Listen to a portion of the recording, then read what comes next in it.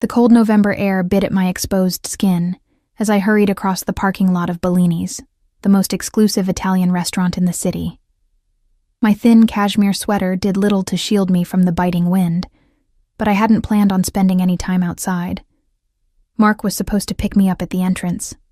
Another broken promise in our increasingly fragile relationship. My heels clicked against the asphalt, the sound sharp and lonely in the evening silence. I clutched my small purse closer, feeling underdressed despite the hours I'd spent preparing for tonight. Mark had been insistent about this dinner, our engagement announcement to his business partners and friends. People who mattered, as he constantly reminded me. "You need to look perfect," he'd said that morning, his voice carrying that edge I'd grown to recognize. "These people aren't like your friends, Emma. They have standards." The memory made my stomach clench as I approached the restaurant's gleaming doors. I paused to check my reflection in the darkened window, wavy chestnut hair falling just past my shoulders, the emerald green dress that had cost 2 months of my teaching assistant's salary, the minimal makeup that Mark preferred. I looked acceptable, I hoped. Just once, I wanted him to look at me with pride instead of criticism. The maitre d' greeted me with a practiced smile. "May I help you, miss? I'm meeting Mark Hayward's party," I said, trying to project confidence I didn't feel. "I believe they're already here." His expression shifted slightly. Was that pity? "Of course, right this way." The restaurant hummed with quiet conversation and the gentle clink of fine china. Crystal chandeliers cast a warm glow over tables draped in pristine white linen. The scent of garlic, butter, and expensive perfume hung in the air. This was Mark's world, not mine. I taught literature to uninterested freshmen while finishing my PhD. He closed million-dollar real estate deals before lunch. I spotted him at a large round table in the center of the room, surrounded by men in tailored suits and women dripping in jewelry I could never afford. Mark was laughing, his blonde hair perfectly styled, his posture radiating confidence. He didn't notice me until I was nearly at the table. "Emma, finally decided to join us?" His tone was light, but I caught the disapproval beneath it. I was 7 minutes late. "Everyone, this is my fiancé." Not "this is Emma," just my fiancé, like I was an accessory, not a person. Tight smiles greeted me as Mark pulled out my chair with exaggerated gallantry. "We've already ordered appetizers." "You're fine with that, right, sweetheart?" I nodded, aware of the eyes on me, assessing and judging. The woman across from me, Stephanie, I would later learn, wife of Mark's business partner, swept her gaze over me with the precision of a scanner. I felt every flaw magnified under her scrutiny. "So," she said, swirling her wine, "Mark tells us you work at the university." "Yes, I'm finishing my doctoral dissertation on early feminist literature while teaching undergraduate courses," I replied, trying to keep my voice steady. This was familiar territory. I could talk about my research confidently at least. Mark's hand squeezed my knee under the table. A warning. "How quaint," Stephanie remarked. "It must be nice to have such academic pursuits while Mark handles the practical aspects of your future." Before I could respond, Mark jumped in. "Emma enjoys her books. I keep telling her she can quit once we're married. No need for her to work with what I bring home." His laugh was joined by others around the table. My face burned. We'd fought about this repeatedly. I had no intention of abandoning my career after our wedding. Mark had smiled and nodded during those arguments, but apparently had different plans he was comfortable sharing with strangers. Dinner arrived, dishes I hadn't selected and barely recognized. The conversation flowed around me while I picked at my food, stomach too knotted to eat. Occasionally, Mark would pull me into the discussion with a "wouldn't you agree, Emma?" that required nothing but affirmation of whatever he'd just said. I felt invisible and hypervisible simultaneously, a ghost who was being watched. It was during dessert when I first noticed him. In the far corner of the restaurant sat a man who seemed to command the space around him without effort. Even seated, I could tell he was tall, broad-shouldered, with dark hair cropped short at the sides but longer on top. He wore an impeccably tailored black suit, no tie, the top 2 buttons of his crisp white shirt undone. But it wasn't his appearance that drew my attention. It was the stillness around him. While the other diners seemed to shift and adjust constantly, he remained perfectly composed, like the center of a storm. He wasn't alone. Two men sat at his table, turned slightly toward the room, their postures alert despite their casual appearance. A third man stood near the hallway leading to the restrooms, his eyes constantly scanning the restaurant. But it was the seated man who held my gaze. Something about him seemed vaguely familiar, though I was certain we'd never met. I would have remembered. As if sensing my attention, his eyes, dark and intense even from across the room, shifted to meet mine. The contact was brief but electric, sending an unexpected shiver down my spine. I quickly looked away, unsettled by my reaction. "Emma? Are you even listening?" Mark's annoyed voice snapped me back to our table. "I'm sorry. What?" His expression hardened. "I was telling everyone about our honeymoon plans. The ones we discussed? We hadn't discussed any honeymoon plans. Mark had mentioned Bali once, months ago, but nothing had been decided. Bali, right?" I offered hesitantly. "Paris," he corrected, his smile tight. "Remember? We talked about it last week." We hadn't, I was certain, but contradicting him here would only make things worse. "Right," I said. "Paris. It sounds wonderful." "See?" Mark turned to the table. "This is what I deal with. Head always in the clouds." The laughter that followed had a cruel edge. "Mark mentioned you're having some family troubles," said a balding man to my left. "Jenkins, Mark's boss. Sad situation with your father, isn't it?" My breath caught. My father's gambling debts and subsequent disappearance were not something I'd shared with these people. They weren't something I'd even fully discussed with Mark, revealing only the barest details during a vulnerable moment.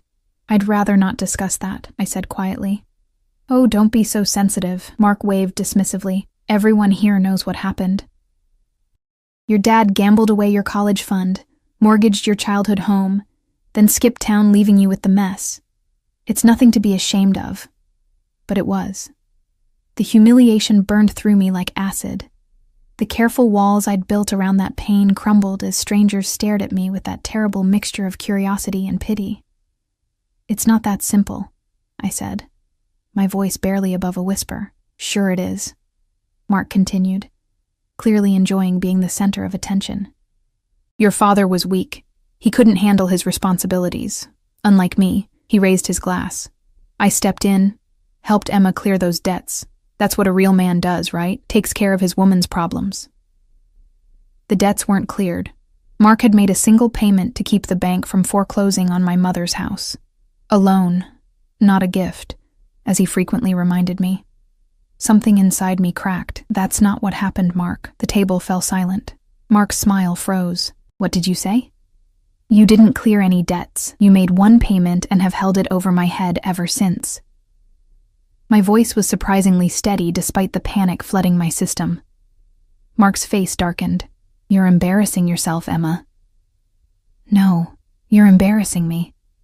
The words escaped before I could stop them. "You've been doing it all night." Mark's hand clamped around my wrist beneath the table, his fingers digging into my skin. "I think the wine is affecting your judgment," he said with a forced laugh. "Emma's not much of a drinker. I've had water all night," I countered, pulling my arm away. "You know that." "What I know," Mark's voice dropped dangerously, "is that you're making a scene." "I'm making a scene? You've been parading me around like some trophy, making decisions about our future without consulting me, and sharing personal information I trusted you with." The table had gone completely silent. Other diners were beginning to notice the tension. Mark leaned close, his breath hot against my ear. "Stop this. Now." But something had broken loose inside me. Months of swallowed words and suppressed feelings flooding out. "No," I said, loud enough for everyone to hear. "I'm done stopping. Done pretending. Done letting you dictate my life while treating me like I'm beneath you." Mark's face contorted with rage. He grabbed my arm again, harder this time. "You ungrateful bitch," he hissed. "After everything I've done for you? Who do you think you are? Let go of me." I tried to pull away, but his grip tightened. "I pulled you out of nothing," he continued, voice rising. "You were drowning in debt, living in that pathetic apartment, wearing clothes from discount stores. I gave you a future. And this is how you repay me?" Each word was a slap.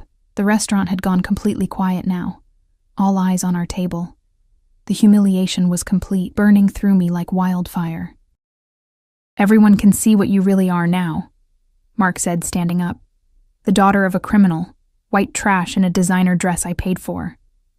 Tears blurred my vision as I stumbled to my feet, knocking over my water glass. The liquid spread across the white tablecloth like spilled secrets. "I want to leave," I whispered. "Go ahead," Mark sneered. "Go back to your sad little life. See how far you get without me." I turned to flee, dignity in tatters, when a deep voice cut through the silence like a blade through silk. "You'll regret every word." The statement wasn't loud, but it carried an authority that instantly commanded attention. The restaurant went from quiet to utterly still.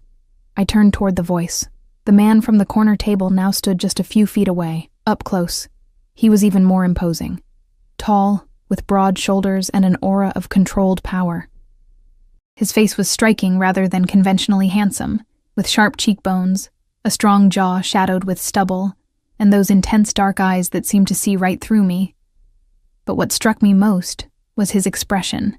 Cold fury precisely controlled, like a weapon sheathed but ready. Mark blinked, confusion replacing anger. "Excuse me?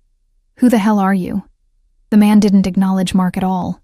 Instead, he looked directly at me, his gaze softening fractionally. "Are you all right, Ms. Foster?" He knew my name. How did he know my name? Before I could respond, Mark stepped between us. "This is a private conversation. Mind your own business."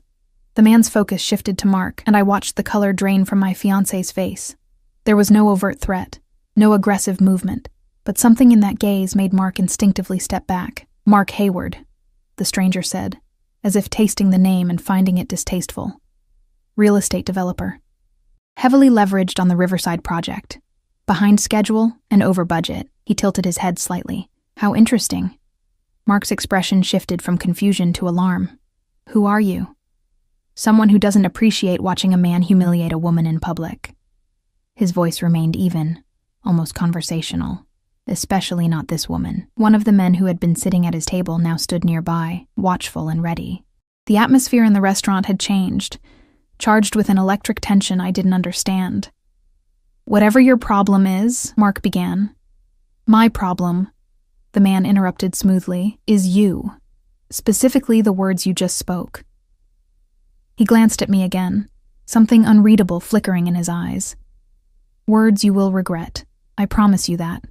He turned to me fully then, effectively dismissing Mark as if he no longer existed. "Ms. Foster, my car is outside if you would like a ride home." I stood frozen, caught between confusion, lingering humiliation, and a strange, inexplicable pull toward this dangerous stranger who had just interceded on my behalf. "She's not going anywhere with you," Mark sputtered, grabbing my arm again. "She's my fiancé." The man's gaze dropped to Mark's hand on my arm. When he looked up, his expression made my blood run cold. "Remove your hand," he said quietly, "or lose it." Mark let go as if burned. The stranger extended his hand to me, not grabbing, just offering. "Your choice, Emma." My name in his mouth sounded different somehow. Not a possession, not a criticism, just my name. I knew I should be afraid. Everything about this man screamed danger. But in that moment, standing in the wreckage of my engagement, my dignity in tatters, the only thing I feared was staying. I took his hand. His fingers closed around mine, warm and secure. Without another word, he guided me through the silent restaurant, his associates flanking us like an honor guard. As we reached the door, I heard Mark's voice, thin and strained. "Emma, don't be stupid. You don't even know who he is." I paused and turned back. "Neither do you," I said. "But I'm guessing you're about to find out." Only when the cool night air hit my face did I realize what I had done. I had just left my fiancé, my security, my stability, to go with a complete stranger. A dangerous stranger. Yet as he led me to a sleek black car waiting at the curb, I couldn't bring myself to regret it. "I'm Alexander Volkov," he said, as the driver opened the door for me. "And it seems we have much to discuss, Emma Foster." The interior of the car enveloped me in quiet luxury, soft leather seats, the subtle scent of expensive cologne. and a hushed silence that felt worlds away from the humiliation I'd just endured. One of Alexander's men closed the door behind me, then took his place in the front passenger seat. The driver, a broad-shouldered man with close-cropped hair, said nothing as he pulled away from the curb. Alexander sat beside me, keeping a respectful distance. In the dim light of the car, his features seemed even more striking. The sharp angle of his jaw, the intensity in his dark eyes. He wasn't classically handsome like Mark, with his golden boy good looks. Instead, Alexander possessed a magnetic presence that made it difficult to look away. "Are you hurt?" he asked, his voice low and controlled. I shook my head, though my wrist still throbbed where Mark had gripped it. "I'm fine." The words sounded hollow even to my own ears. Alexander's gaze flicked to my wrist, where red marks were already forming. His expression hardened for a moment before he reached into a compartment and produced a silver flask. "Drink," he said, offering it to me. I hesitated. "I don't know you." A ghost of a smile touched his lips. "Yet you got into my car." He had a point. I accepted the flask and took a small sip, expecting vodka. Instead, I tasted excellent brandy, warm and smooth as it traveled down my throat. "Thank you," I said, handing it back. "For the drink, and for intervening back there." Alexander nodded once, pocketing the flask. "No man should speak to a woman that way. Especially not to you." There it was again, that peculiar emphasis, as if I held some significance to him that I couldn't understand. A shiver ran down my spine that had nothing to do with the temperature.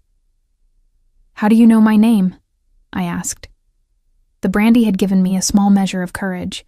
He studied me for a long moment. "Your father worked for me." The simple statement hit me like a physical blow. My father, who had disappeared 18 months ago, leaving behind a mountain of debt and unanswered questions. The father whose gambling problems had spiraled out of control, who had mortgaged our family home without my mother's knowledge, who had vanished without a trace. "My father worked for you," I repeated slowly. "And what exactly is it that you do, Mr. Volkov?" "Alexander," he corrected. "And I have interests in many businesses: construction, import, export, real estate." He said the last with a slight edge. "Your father handled certain financial arrangements." The pieces were beginning to fall into place, drawing a picture I wasn't sure I wanted to see clearly. The mysterious men, the air of danger, the way the restaurant had gone silent when he spoke. "You're not just a businessman," I said carefully. His dark eyes held mine. "No." The car glided through the city streets, taking turns I wasn't tracking. I should have been terrified.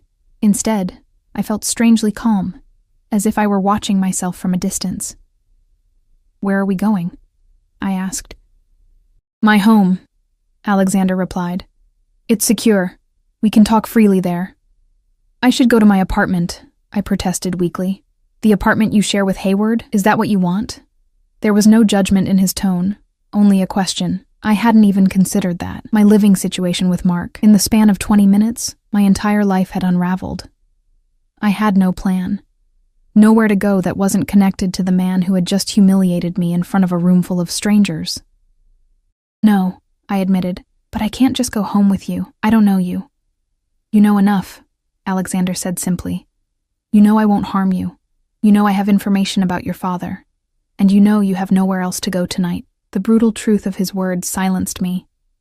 I turned to look out the window, watching as the glittering downtown buildings gave way to elegant residential neighborhoods, then to a secluded area of sprawling estates set back from the road. The car eventually turned onto a private drive flanked by iron gates that opened as we approached. Security cameras tracked our progress up a winding road lined with perfectly manicured trees. The house that came into view wasn't what I expected. Not some gaudy mansion, but a modern stone and glass structure that seemed to emerge organically from the wooded landscape. More men in dark suits appeared as we pulled up to the entrance. One opened my door, his expression respectfully neutral as he offered his hand to help me out. Alexander was beside me in an instant, his presence solid and reassuring in a way I didn't want to examine too closely. "Come," he said, his hand resting lightly at the small of my back as he guided me toward the entrance. The interior of the house was a study in restrained luxury. Open spaces, clean lines, and carefully chosen art pieces that spoke of genuine appreciation rather than ostentatious display. It was nothing like Mark's aggressively modern apartment, with its uncomfortable showpiece furniture and sterile white walls. "You're shaking," Alexander observed. I hadn't noticed, but he was right.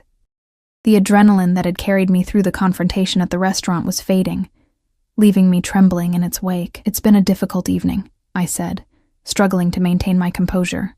Alexander nodded to one of his men, who disappeared down a hallway.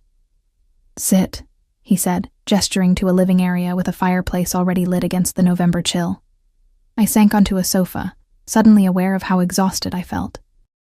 Alexander remained standing, watching me with that intense gaze that seemed to see more than I wanted to reveal. "You said my father worked for you," I said, needing to break the silence. "Past tense. Is he—" I couldn't finish the question. "Dead?" Alexander supplied. "No, at least not to my knowledge." Relief flooded through me, followed immediately by renewed anger. If my father was alive, why hadn't he contacted us? Why leave my mother and me to deal with the financial disaster he'd created? The man who had left earlier returned, carrying a tray with a teapot and cups. Alexander thanked him in what sounded like Russian, then dismissed him with a nod.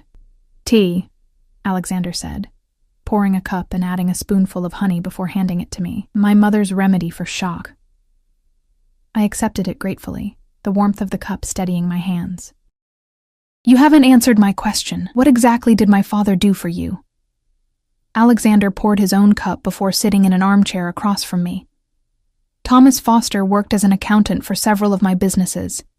He was good at creating creative financial solutions." His mouth twisted slightly, until he wasn't. "He stole from you," I stated. It wasn't a question. Yes. The simple confirmation felt like a door closing on the last of my childhood illusions. I'd suspected, of course. The sudden influx of money, the expensive gifts, the casino trips.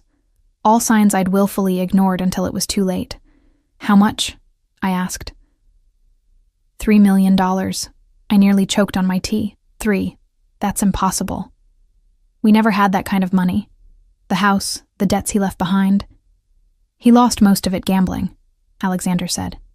What he stole, what he borrowed against your family home, all of it went to cover his losses. He was not well, Emma.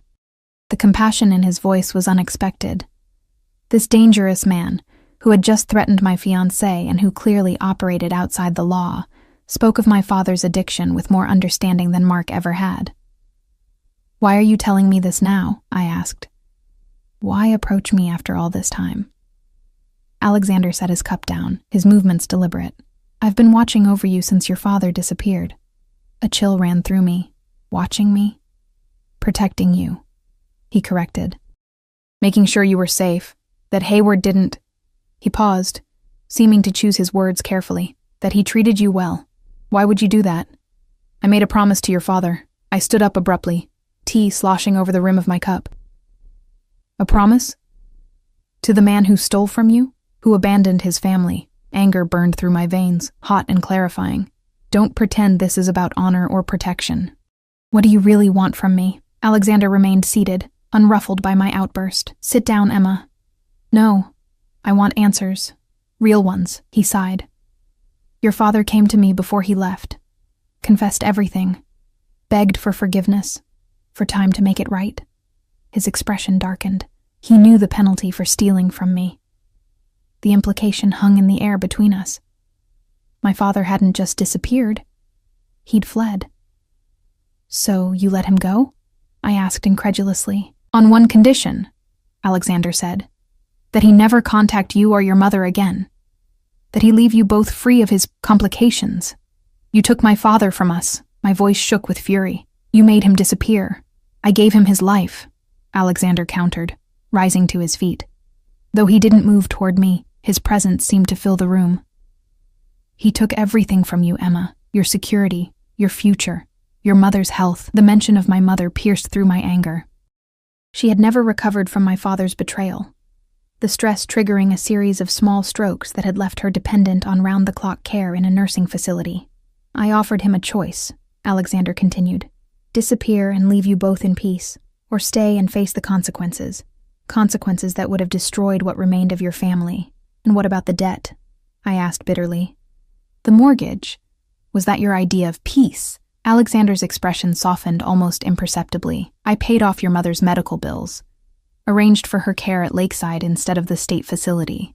I stared at him, stunned. Lakeside was the best neurological care center in the state, with costs far beyond what my teaching assistant stipend could cover. I'd been told an anonymous donor had arranged for her placement, a story I'd accepted out of desperation. That was you? He inclined his head slightly. Why?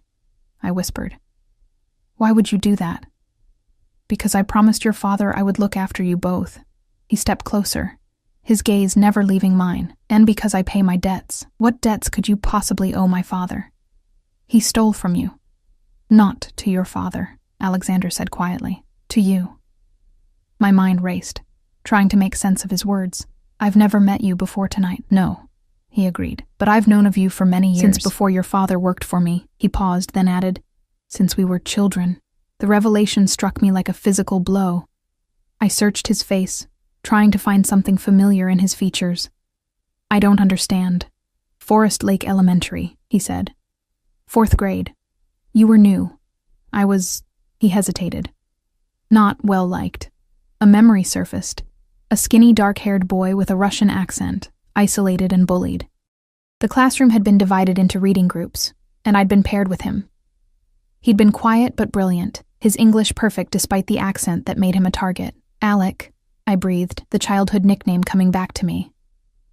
They called you Russian spy, made fun of your lunch, your clothes. Something like surprise flickered in his eyes. You remember? Of course I remember. We were friends. For half a school year, until my father's job had moved us again. You taught me chess, and you stood up for me, he said, when no one else would. The memory came back in full. 4 boys cornering Alec on the playground, pushing him, taunting him about his accent, his second-hand clothes. I'd inserted myself between them, small but fierce, telling them to leave him alone. When they'd laughed, I'd kicked the ringleader in the shin, hard enough to make him cry. They left you alone after that, I said softly. Yes. A ghost of a smile touched his lips. My first protector. The realization of who he had become, what he had become, collided with the memory of that earnest, brilliant boy. Alexander now, he corrected gently. Alexander, I amended. This doesn't make sense. You can't have arranged all of this, my mother's care, watching over me, because I was kind to you in elementary school. Not just kindness, he said. You saw me when no one else did. You treated me like a person when others treated me like dirt beneath their shoes. His voice remained even, but I could hear the echo of old pain beneath the words. I never forgot that. The intensity in his gaze made me look away. So, when my father came to work for you, I recognized the name immediately, he confirmed. I kept my distance, watched from afar, until he stole from me, and I had to intervene. And then you what? Decided to become my guardian angel? The sarcasm in my voice couldn't quite mask my confusion. I decided to repay a debt, he said simply. To ensure you and your mother were cared for. And Mark? Where does he fit into this? Alexander's expression hardened. Hayward approached you shortly after your father disappeared, when your financial situation was at its worst. I nodded slowly. He came into the campus coffee shop where I was working, asked me out. He seemed convenient, Alexander supplied. The word stung with its accuracy. Mark had appeared when I was at my lowest, drowning in debt, working 2 jobs while trying to finish my dissertation, worried sick about my mother. He had seemed like a miracle, with his stability and confidence and promises of security. Did you arrange that too? I asked, a new suspicion forming. Did you send Mark to take care of me? No. The word came out sharp, almost angry. Hayward approached you on his own. I had him investigated afterward. His interest seemed genuine if... Calculating. Calculating, I repeated hollowly. Yes, that sounds like Mark. Looking back, I could see how carefully he'd cultivated our relationship, how strategically he'd positioned himself as my savior. When he proposed, Alexander continued, I had to make a choice. Interfere, or let you make your own decision. You chose not to interfere. There was more accusation in my tone than I intended. You seemed content, he said, though something in his expression suggested he'd wanted to use a different word. It wasn't my place to disrupt your life, until tonight, I pointed out. What changed? Alexander was silent for a long moment. I was having dinner with associates. I didn't expect to see you there. When I heard how he spoke to you, the muscle in his jaw tightened. No man speaks to what's mine that way. The possessive statement should have alarmed me. Instead, it sent a shiver of something else entirely down my spine. I'm not yours. No, he agreed, stepping closer. But you are under my protection. You have been since your father left. We stood facing each other, close enough that I could feel the heat radiating from his body, smell the subtle cologne that clung to his skin. In his eyes, I saw something dangerous and alluring, a hunger carefully controlled. What happens now? I asked, my voice barely above a whisper. Now, he said, you rest. Tomorrow, we discuss your future. My future, I echoed. You seem very invested in something that isn't yours to control. I have no interest in controlling you, Emma. His voice had dropped, becoming both softer and somehow more intense. Only in ensuring you have the freedom to make your own choices, real choices, not desperate compromises. The word struck closer to home than I wanted to admit. Wasn't that exactly what my engagement to Mark had been? A desperate compromise, trading my independence for security? I need to go home, I said, though the thought of returning to the apartment I shared with Mark filled me with dread. To pack your things, yes, Alexander agreed. I'll have someone accompany you tomorrow. That's not, I began. Hayward will be there, he interrupted. After tonight, do you really want to face him alone? He had a point. The thought of confronting Mark after what had happened made my stomach turn. Still, I couldn't just accept this man's help without understanding what it would cost me. Why are you doing this? I asked again. The real reason. Not some childhood debt or promise to my father. Alexander reached out slowly, giving me time to pull away. When I didn't, his fingers gently traced the line of my cheek, the touch so light it was barely there. Because from the moment I saw you stand up to those boys on the playground, he said softly, I knew you were meant for more than being some man's possession. You deserve to be treasured, Emma. Protected, valued for your mind and your courage, not just your beauty. His hand fell away, leaving my skin tingling where he'd touched me.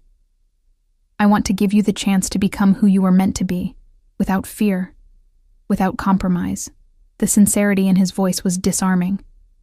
Here was a man who dealt in violence and operated outside the law, speaking of protection and freedom with such conviction. And what do you get out of this arrangement? I asked. Something flickered in his eyes, desire perhaps quickly controlled. The satisfaction of repaying an old debt. Nothing more.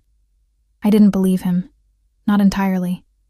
But I was too exhausted, too overwhelmed to press further tonight. I'll stay, I said finally. Just for tonight. Relief crossed his features briefly, before his expression returned to its usual controlled state. I'll have Maria show you to a guest room. She'll find something for you to sleep in. As if on cue, a middle-aged woman appeared in the doorway. Her manner efficient but kind. Emma will be staying with us, Alexander told her in English. Please make her comfortable in the blue room. Maria nodded, then gestured for me to follow her. I took a few steps, then turned back to Alexander. Thank you, I said quietly, for what you did tonight, for stopping him. Something dark and possessive flashed in his eyes. No one will ever speak to you that way again, he promised. Not while I'm alive. The quiet intensity of his words followed me down the hallway, wrapping around me like a dangerous embrace. Sleep eluded me that night, despite the luxurious comfort of the blue room, an elegant space with silk-upholstered walls and a bed so soft it felt like floating.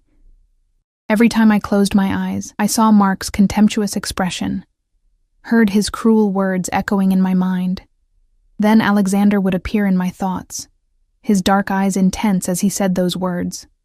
You'll regret every word. I woke early, disoriented in the unfamiliar surroundings. Sunlight filtered through sheer curtains, casting the room in a gentle blue glow. On a chair by the window, I found clothes laid out, a pair of designer jeans, a soft cashmere sweater, and underwear still with tags attached. All in my size. The realization that Alexander had been watching me closely enough to know my size sent a chill down my spine, not entirely unpleasant. After showering in the adjoining marble bathroom stocked with high-end toiletries, I dressed and cautiously ventured out. The house was quiet, but not empty. I sensed movement, muted conversations behind closed doors. Security was visible but discreet. A man at the end of the hallway nodded respectfully as I passed. I found my way to a sun-filled kitchen where Maria was preparing breakfast. She smiled warmly, gesturing for me to sit at the island counter. Mr. Volkov had to step out on business, she explained, setting a cup of coffee before me, prepared exactly as I liked it, with a splash of cream and no sugar, another detail someone had observed. He asked that you make yourself comfortable. He will return by noon. I should go, I said, though without much conviction. I have classes to teach tomorrow, work to do. Maria's expression remained neutral. Mr. Volkov instructed Victor to take you wherever you wish to go, whenever you are ready. The doorbell rang, interrupting our conversation. Maria excused herself, returning moments later with an unexpected visitor. Stephanie? I blurted, recognizing the elegant blonde from dinner the previous night, Mark's business partner's wife. She looked different in daylight, less intimidating, somehow more human. Her expression was tense, worried. Emma, she said, stepping forward. Thank God you're all right. Why wouldn't I be? I asked, confused by her concern after her coldness last night. Stephanie glanced nervously at Maria, who discreetly withdrew from the kitchen. You left with Alexander Volkov, she said, lowering her voice. Do you have any idea who he is? I'm beginning to understand, I replied carefully. He's dangerous, Emma. She clutched her designer handbag like a shield. After you left, Mark was beside himself. He told us about your father's connection to Volkov's organization. Mark knows nothing about my father, I said flatly. He knows enough to be terrified, Stephanie countered. We all are. You can't just walk into the lion's den and expect to walk out unscathed. Her concern seemed genuine, which was puzzling after her dismissive attitude the night before. Why do you care? I asked bluntly. You made it pretty clear what you thought of me last night. Stephanie had the grace to look ashamed. Last night I was playing a part. Mark's friends, his business circle. There are expectations. She sighed. Look, I've been where you are. The pretty young fiancé, expected to smile and nod while the men talk business. I know it's not easy. That doesn't explain why you're here. Because no woman deserves to be a casualty in men's power games, she said, and that's exactly what this is. Volkov didn't rescue you because he's a gentleman. He did it to send a message to Mark. A chill ran through me. What message? That he can take what Mark values anytime he wants. The words stung more than I wanted to admit. Was that all I was? A chess piece moved to demonstrate power? How did you find me? I asked. Everyone knows where Volkov lives, Stephanie replied. His estate isn't exactly a secret. I told my driver I was visiting a friend in the neighborhood. She glanced around nervously. I can't stay long, but I had to warn you. Whatever protection Volkov is offering comes with a price. Men like him don't do anything out of kindness. The sound of a door opening interrupted us. Alexander entered the kitchen earlier than expected, his expression darkening when he saw Stephanie. Mrs. Jenkins, he said, his voice deceptively calm. An unexpected pleasure. Stephanie paled visibly, but lifted her chin. Mr. Volkov, I was just checking on Emma. How considerate, he replied, the words coated in ice. Especially after your performance last night. He moved to stand beside me, his presence solid and somehow protective despite the threat he clearly posed to Stephanie. I should go, she said, clutching her purse tighter. Alexander made no move to stop her, but his next words froze her in place. Tell your husband his Riverside investment would benefit from better management. The current developer seems unreliable. The message was clear. He could affect Mark's business, and by extension, her husband's. I'm not involved in my husband's business affairs, Stephanie said stiffly.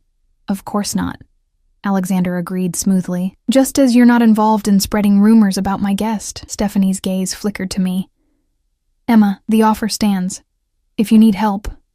She left the sentence unfinished as she hurried from the room. We stood in silence until we heard the front door close. Alexander turned to me, his expression softening slightly. Are you all right? I'm not sure, I admitted. Was she right? Was last night just about sending a message to Mark? Alexander's jaw tightened. Is that what you think of me? I don't know what to think, I said honestly. 24 hours ago you were a stranger. Now I'm in your house, wearing clothes you provided, apparently under your protection. It's a lot to process. He nodded once, accepting this. Fair enough. But to answer your question, no. What I did last night had nothing to do with Hayward and everything to do with you. Why should I believe you? Because I could have destroyed him without ever involving you, Alexander said simply. One phone call would have been enough to ruin his business, his reputation, his future. I didn't need you for that. The statement was delivered without boasting, just a straightforward assessment of his power, and somehow, I believed him. She said, you're dangerous, I said quietly. I am, he acknowledged without hesitation, to my enemies, never to you. His dark eyes held mine, and I found myself wanting to believe him despite everything. There was something compelling about his directness, his refusal to pretend to be anything other than what he was. I need to go to my apartment, I said, changing the subject. Get my things. Victor will take you, Alexander replied, and Joseph will accompany you inside. I don't need a bodyguard. It's not negotiable, Emma. His tone brooked no argument. Hayward is humiliated and angry. I won't risk your safety. Part of me wanted to protest, to assert my independence, but another part, the part that had endured Mark's subtle put-downs and controlling behavior for months, was strangely comforted by Alexander's protective stance. Fine, I conceded. But after that, we need to talk. About my father. About what happens next. Of course, he agreed. When you return. 2 hours later, I stood in the apartment I'd shared with Mark, methodically packing my belongings under Joseph's watchful eye. Mark wasn't there. Whether by coincidence or design, I didn't know. The space felt foreign now, as if the events of the previous night had severed whatever connection I'd had to this place. As I gathered my books, clothes, and the few personal items that were truly mine, I realized how little of myself existed in this sleek, impersonal apartment. Mark had chosen everything, the furniture, the art, even most of my wardrobe. I'd allowed myself to be molded into what he wanted, so gradually I barely noticed it happening. Joseph helped me carry my bags to the waiting car. As Victor pulled away from the curb, I felt a weight lift from my shoulders, the unburdening of a life that had never really been mine. Back at Alexander's estate, I found him in his study, a wood-paneled room lined with books. Real books, not the color-coordinated decorative volumes Mark had installed for atmosphere. Alexander stood when I entered, gesturing for me to sit in one of 2 leather chairs positioned near a window overlooking manicured gardens. You got your things, he observed. Yes. I settled into the chair, noting how the sunlight warmed the space, making it less intimidating than it might otherwise have been. Mark wasn't there. I know. Of course he did. Are you having him watched? I'm having you protected, Alexander corrected. There's a difference. I decided to let that go for now. You promised we would talk. Ask your questions, he said, sitting across from me. I'll answer what I can. Where is my father now? Brazil, last I heard, under a new identity. His expression remained neutral. He's not permitted to contact you or your mother. That was our agreement. The confirmation hurt, even though I'd suspected as much. He just left us. Everything we had. He made his choice, Alexander said, not unkindly. When addiction takes hold, people make impossible choices. The compassion in his voice was unexpected. You sound like you understand. My father was an alcoholic, he said simply. I understand the damage addiction causes to families. The revelation surprised me, this small piece of personal history freely offered. Is that why you've helped my mother, out of understanding? Partly, he acknowledged. And partly because no child should bear the burden of a parent's mistakes. His gaze held mine. You've carried it long enough, Emma.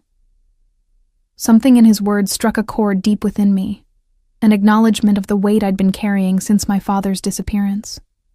The endless worry about my mother's care, the crushing student debt compounded by medical bills, the teaching load I'd taken on to make ends meet while struggling to finish my dissertation, all of it suddenly felt seen. What do you mean? I asked, my voice barely above a whisper. Alexander leaned forward slightly, his eyes intent on mine. Your father's debts are not yours to pay, Emma. Neither is his shame or his failures.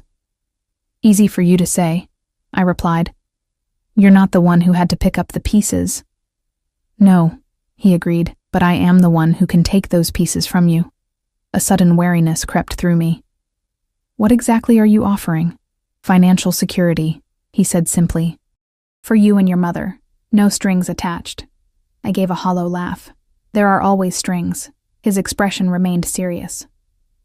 I'm offering to clear your student loans, to ensure your mother's care is paid for permanently, to provide you with the means to finish your dissertation without working 3 jobs. The offer was so tempting it made my chest ache.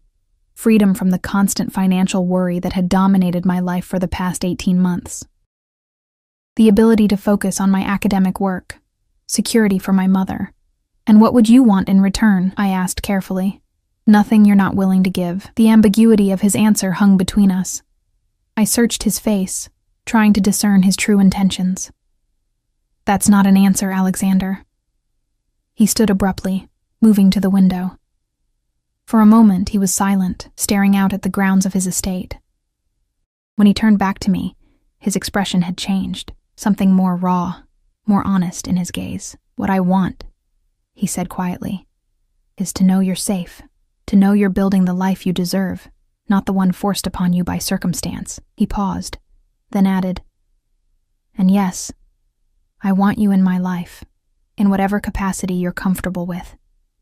The admission seemed to cost him something. This man who clearly wasn't accustomed to revealing his desires. Why me? I asked. Because of some childhood connection? Because of my father's debt? Or is this about taking something from Mark? Alexander's jaw tightened at Mark's name. This has nothing to do with Hayward. Then what? I pressed. Why would someone like you be interested in someone like me? He moved closer, his presence filling my senses. Someone like you, he repeated softly. A brilliant woman finishing a doctorate in feminist literature, who works 3 jobs and still finds time to visit her mother every Sunday. Who endured a man who diminished her to make himself feel larger. His gaze held mine. You underestimate your worth, Emma. Heat rose to my cheeks. You've been watching me very closely. Yes, he admitted without apology. At first to honor my promise to your father. Then because I couldn't look away. The raw honesty in his voice made my heart beat faster. This dangerous man, this contradiction, ruthless in business, yet surprisingly gentle with me, was offering me everything I needed, asking only for my presence in return. It was too good to be true. It had to be. I need time, I said finally. To think. This is all happening so fast. Of course. He stepped back, giving me space. Take all the time you need. You're welcome to stay here, or I can arrange other accommodations if you prefer. The thought of returning to my tiny campus apartment, with its leaking ceiling and temperamental heating, was distinctly unappealing. Yet staying here, in Alexander's orbit, felt equally dangerous, though for entirely different reasons. I'll stay, I decided. For now, while I figure things out.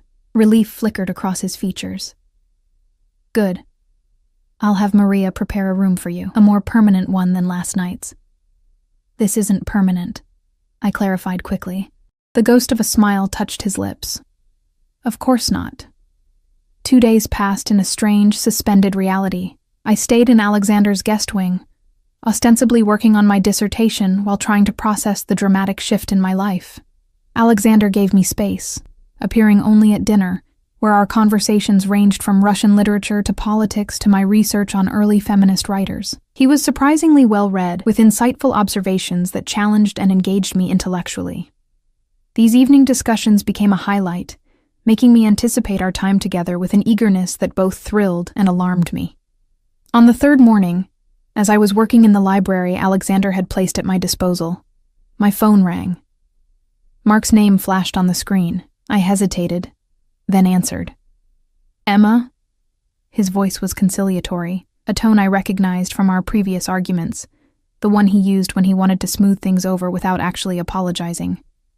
"We need to talk."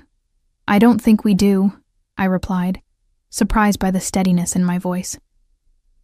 "Don't be ridiculous. You can't throw away our relationship over one bad night." He paused. "I've been worried sick. Do you have any idea who you're staying with?" "Better than you do, apparently." He sighed dramatically. "Emma, you're not thinking clearly. Volkov is dangerous. Whatever he's told you, this isn't about Alexander," I interrupted. "It's about us, about how you spoke to me, how you've been treating me for months." "I was stressed," he countered. "The Riverside project is under scrutiny. Jenkins is breathing down my neck. You know how I get when I'm under pressure." The excuses were familiar, always a reason, never a real apology. How had I not seen this pattern before? "It's over, Mark," I said firmly. "I'll send someone for the rest of my things." "You can't be serious." His voice hardened. "You're choosing that criminal over me? After everything I've done for you?" "I'm choosing myself," I corrected. "For the first time in a long while." "He's using you to get to me," Mark hissed. "You think it's coincidence he showed up at that restaurant? That he knew your name, your connection to me?" A seed of doubt tried to take root, but I pushed it away. "Goodbye, Mark." "You'll regret this," he warned. "When he's done with you, don't come crawling back." I ended the call, my hand trembling slightly. For all his faults, Mark had been a constant in my life during a time of chaos. Walking away completely was harder than I'd anticipated. I didn't hear Alexander enter, only becoming aware of his presence when he spoke. "Are you all right?" His voice was soft, careful. I turned to find him standing in the doorway, his expression unreadable. "How long have you been there?" "Long enough," he admitted. I didn't mean to eavesdrop, but he had. Of course he had. This was a man accustomed to knowing everything that happened under his roof. Was he right? I asked suddenly. "Did you orchestrate our meeting at the restaurant? Was it all some plan to get to him?" Alexander's expression darkened. "No, as I told you, I was there on business. Seeing you with him was unexpected, but not unwelcome," I observed. "No," he agreed, "not unwelcome." He moved into the room, stopping a respectful distance from where I sat. "For what it's worth, I think you made the right decision, because now I'm free to accept your offer." I couldn't keep the edge from my voice. His gaze sharpened. "Because you deserve better than a man who uses your vulnerabilities against you." The statement hit with unexpected force. Wasn't that exactly what Mark had done? Used my financial situation, my worry about my mother, my desire for stability as leverage to shape me into what he wanted. "I'm sorry," I said, exhaling slowly. "That wasn't fair. I'm just questioning everything," Alexander supplied. "As you should be." His understanding only made it harder to maintain my guard. Here was a man who had every advantage: power, wealth, my vulnerable position. Yet he consistently gave me space to make my own choices. "I've been thinking about your offer," I said after a moment. "And?" "I can't accept it. Not as it stands." I met his gaze directly. I won't trade one form of dependency for another. Instead of disappointment, I saw respect flash in his eyes. "What would you propose instead?" "A loan," I said firmly. "For my mother's care, and to clear my student debt, with reasonable terms and a payment plan I can manage once I'm employed after graduation." Alexander studied me for a long moment. "You'd rather be in debt to me than accept a gift?" "Yes." I said without hesitation. Because a debt has clear terms, clear boundaries. He nodded slowly. And your living situation. I'll find my own place. Even as I said it, I felt a pang of regret. These few days in his home had been surprisingly comfortable, despite the circumstances. I have a property near the university, he said carefully. A small house. It's been sitting empty. You would be doing me a favor by occupying it, keeping it maintained. I raised an eyebrow skeptically. A favor. The corner of his mouth lifted slightly. Consider it part of our arrangement. Reduced rent in exchange for property management. It was a transparent excuse to continue providing for me while allowing me to maintain my independence. I should have refused outright. Instead, I found myself considering it. I'd need to see it first, I said cautiously. Of course. That hint of a smile again. We can go this afternoon if you'd like. As we stood there, something shifted between us, an acknowledgement that whatever was happening wasn't temporary. Whether as business associates, friends, or something else entirely, our lives were now intertwined. Alexander, I said quietly, I need to know what you're really offering. Beyond the financial help, beyond the house. What do you want from me? His expression grew serious. Time, he said simply. The chance to know you, to let you know me. The real me. Not just what people say about me, and if that's all I can give, then that's what I'll accept. But something in his eyes told me he hoped for more. So did I, if I was being honest with myself. Despite every rational argument against it, I was drawn to him in ways I couldn't fully explain. His quiet strength, his unexpected gentleness, the intensity with which he focused on me when we spoke. This afternoon, then, I agreed. I'll see the house. He nodded once, then turned to leave. At the doorway, he paused. Emma? Yes? For what it's worth, I've never regretted a single moment since you took my hand that night. Before I could respond, he was gone, leaving me with a warmth spreading through my chest that had nothing to do with the sunlight streaming through the library windows. The house was nothing like I expected. Located on a quiet, tree-lined street just 15 minutes from campus, it was a charming craftsman with a deep front porch and windows that caught the afternoon light. Inside, original hardwood floors and built-in bookshelves gave the space character, while modern updates made it comfortable. This is small? I asked, as Alexander led me through the open-concept living and dining area. The space was easily twice the size of my campus apartment, comparatively, he replied, a hint of amusement in his voice. The house was fully furnished in a style that somehow perfectly matched my taste. Comfortable, but elegant, with plenty of reading nooks and workspace for my research. In the master bedroom, a large desk was positioned before windows overlooking a private backyard garden. It was the perfect writing spot. The previous tenant was a professor, Alexander explained, noting my interest in the desk. He left some of the furniture when he relocated. I ran my fingers over the smooth wood surface, wondering if that was true, or if Alexander had furnished this place specifically for me. Given what I now knew of him, either seemed possible. It's lovely, I admitted, but I can't afford the rent on a house like this, even reduced. $500 a month, he said. Utilities included. I turned to him in disbelief.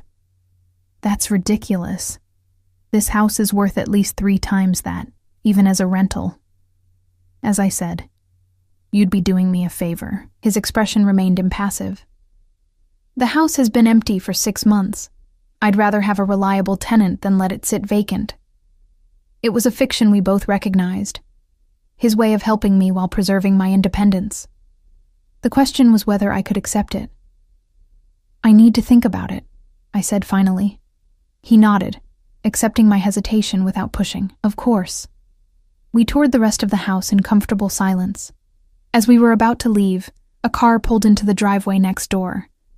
A middle-aged woman emerged, waving when she spotted us. Mr. Volkov, I didn't know you were visiting today. She approached with a friendly smile, her gaze curious as it fell on me. Mrs. Collins, Alexander greeted her warmly. I'm showing the house to a potential tenant.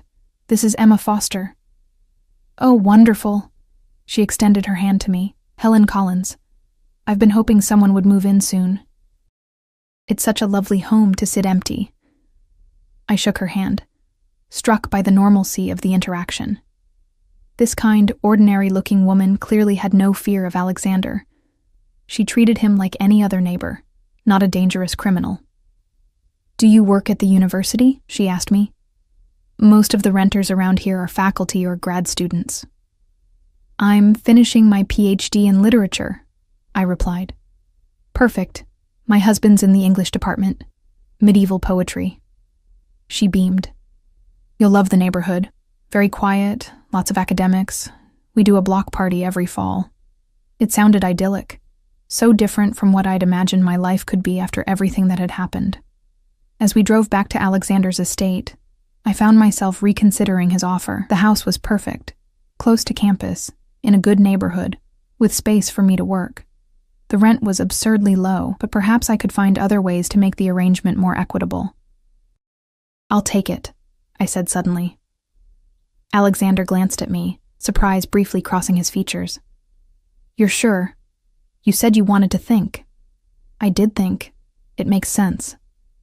I turned to face him, "But I want to amend our arrangement." "I'm listening." "The loan for my mother's care and my student debt. I'll accept that. The reduced rent, too." I took a deep breath. "But I want to do something in return. Something real. Not a fiction about property management." His hands tightened slightly on the steering wheel. "What do you have in mind?" "You said you have legitimate businesses. I could work for one of them. Part-time, around my teaching and research schedule." Alexander was quiet for a long moment. "You want to work for me?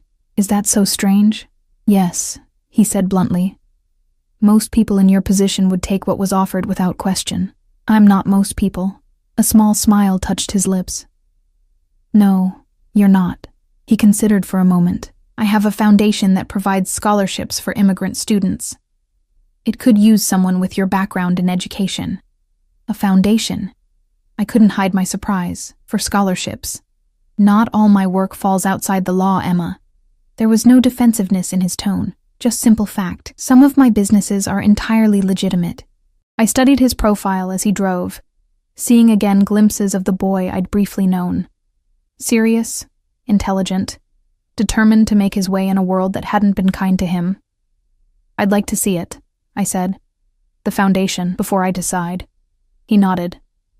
"I'll arrange it." 2 weeks later, I was settled into the Craftsman House, my dissertation progressing better than it had in months. True to his word, Alexander had arranged for me to visit his foundation, a well-established organization that had helped hundreds of first-generation students access higher education. I'd started working there 3 days a week, reviewing applications and developing new outreach programs. My mother's care was secured, my student loans paid off, and I had a clear repayment plan that would begin after graduation. For the first time in nearly 2 years, I could breathe without the weight of financial anxiety crushing my chest. Alexander and I had fallen into a new rhythm. He respected my need for independence, never appearing at the house unannounced, though I knew his men still watched from a distance, ensuring my safety. We had dinner once a week, sometimes at his home, sometimes at small, out-of-the-way restaurants where he was treated with quiet deference but not fear. I was learning there were many sides to Alexander Volkov, the ruthless businessman, yes, but also the thoughtful reader, the generous philanthropist, the man who remembered every detail of our conversations and challenged me intellectually like no one else ever had. It was during one of these dinners, at a small French bistro with a private back room, that everything changed. "Your dissertation defense is next month," Alexander said as we finished our meal, a glass of excellent Bordeaux between us. "How do you feel about it?" "Nervous," I admitted, "but prepared. My committee seems impressed with the direction I've taken." "They should be," he said simply. "Your analysis of power dynamics in early feminist texts is compelling."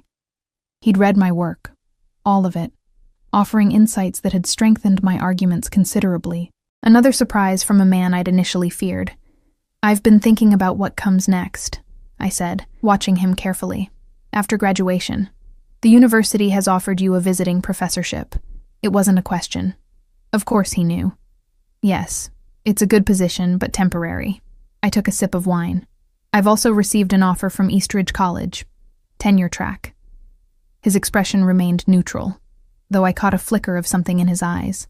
Eastridge is an excellent school, 4 hours away, 3.5, with good traffic. You're considering it, he stated. It's a better position than the university can offer. I set down my glass. Would that be a problem? The question hung between us, laden with all the unspoken complexities of our relationship. We weren't lovers, not yet. Though the attraction between us had grown steadily over the weeks, we weren't exactly friends either. We were something undefined, something still taking shape. No, he said finally. Your career should come first. I would never ask you to compromise that. Relief and an unexpected disappointment mingled in my chest. So our arrangement would continue? The loan repayment? The foundation work? If that's what you want. His gaze held mine. Is it? The real question lurked beneath his words. Was this all I wanted from him? A business arrangement? A carefully negotiated exchange of services? I don't know, I answered honestly. Alexander nodded, accepting my uncertainty without pushing for more. It was this quality, his willingness to give me space to make my own choices, that had gradually earned my trust over the past weeks. When do you need to give them an answer? He asked. Next week. He studied me for a long moment. Before you decide, there's something you should know. My pulse quickened. What? I've been negotiating with your father's former business partner, he said carefully. He owes me a favor. There's a possibility of recovering some of what your father took. Why would you do that? I asked. You've already covered those debts. Because it was never about the money, Emma. His voice softened. It was about giving you closure, a clean slate. The realization struck me with unexpected force. Everything Alexander had done, from watching over me to offering financial support to helping me build a future, had been about freeing me from my father's shadow. I don't need closure anymore, I said quietly. I've made peace with what happened. Have you? He raised an eyebrow. Yes, I realized it was true as I said it. The past doesn't control me now. I'm making my own choices, building my own life. Good. The approval in his voice warmed me. That's all I've wanted for you. Is it? I challenged gently. Is that really all you want, Alexander? Something shifted in his eyes, the careful control slipping just enough to reveal the depth of his feelings. No, he admitted. But I meant what I said before. I will accept whatever you're willing to give. I reached across the table, taking his hand in mine. His skin was warm, his fingers curling around mine with gentle strength. I'm not taking the Eastridge position, I said. Surprise flickered across his face. Emma, you don't need to— This isn't about you, I interrupted. Not entirely. The university has countered with a better offer. Still visiting, but with the possibility of tenure review in 2 years. Relief crossed his features briefly before he schooled his expression. That's excellent news. Congratulations. Thank you. I kept hold of his hand. But it is a little about you, too. His eyes met mine, questioning. I'm not ready to leave, I said simply. What we have, whatever it is, I want to see where it goes. Alexander lifted our joined hands, pressing a gentle kiss to my knuckles. The touch sent warmth spiraling through me. I've wanted you since the moment I saw you again, he confessed, his voice low and intense, but I needed you to find your strength first, to stand on your own. And now? I asked softly. Now, he said. I want to stand beside you, not as your savior or your protector, as your equal. In his eyes, I saw the truth of his words, respect, desire, and something deeper, something that made my heart race with possibility. I think I'd like that, I whispered. His smile, a real one, rare and transformative, lit his entire face. Then we have a new arrangement. No more arrangements, I corrected. No more transactions or negotiations. Just us, figuring this out together. Just us, he agreed, his thumb tracing circles on my palm, and all the time in the world. As we sat there, hands linked across the table, I realized something profound. In trying to escape one man's control, I hadn't fallen under another's. Instead, I'd found my own power, and a man who valued me for precisely that strength.